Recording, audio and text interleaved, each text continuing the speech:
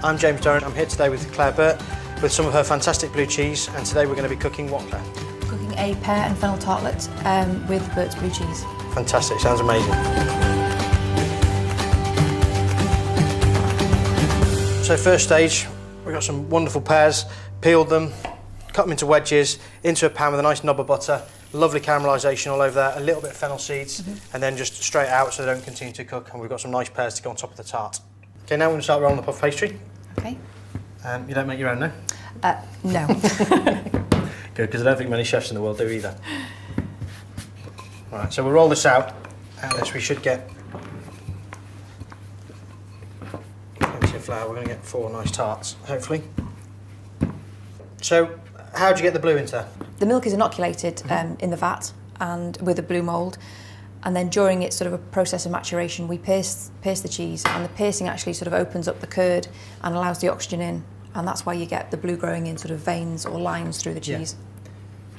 We'll get straight onto the tray so we can work on that. Makes it a lot easier. Just score around the edge, not all the way through. This is going to make the outside of the pastry rise, so you're going to end up with it coming up around the edge and obviously your tart filling in the centre there. So we're going to just fork the centres to prevent the centres rising as well. Right. And do you cook a lot with your cheese, or do you prefer it to be eaten just as it is? No, I mean I enjoy it. I still enjoy it. Yeah. I still enjoy eating it. And yeah, sometimes it's nice to sort of, rather than just have it on a cheese board, to cook with it. It's quite versatile. I suppose it melts quite well because it's quite a soft blue, so it does work quite well as a cooked cheese. I'm lucky enough to have tasted it, so I agree with you on that one as well.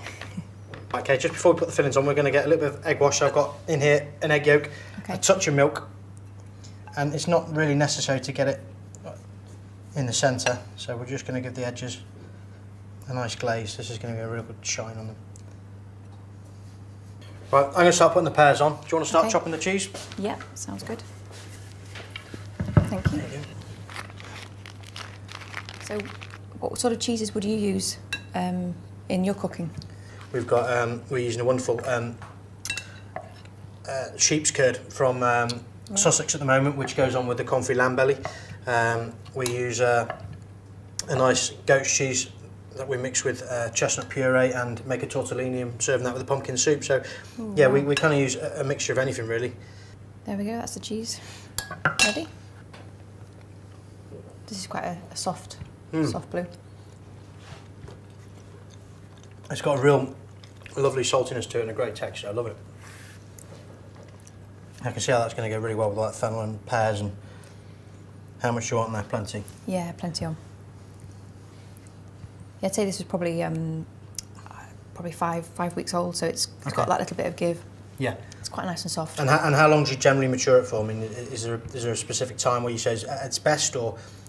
Yeah, I suppose for us it's they're probably coming out of the maturing room around about 3 weeks, so it's quite a short maturation process, and then they're good for sort of up to 7-8 weeks.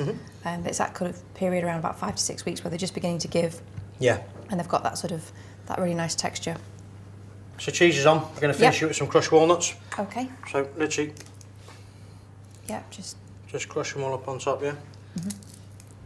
I think blue cheese and walnuts is a great combination. I think for me, with the sweetness of the pears and the saltiness of the cheese, these walnuts, the bitterness from the walnuts is going to really work well. Okay, the walnuts are all on. We're going to get them to the oven. I've preheated it at 220. I'm going to drop that temperature down to 180, and that's just going to help with that initial rise of the pastry. And then, what, 15 minutes? Yep, I think 15 minutes, and then just sort of take a look on the colour. Perfect.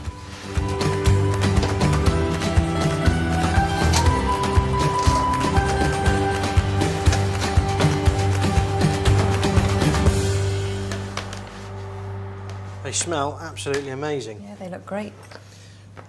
Honey first, or? The honey's a personal preference. Yeah. I like the sweetness, but yeah.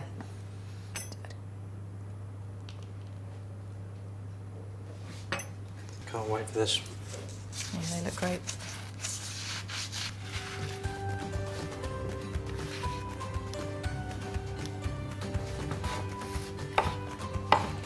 It's fantastic.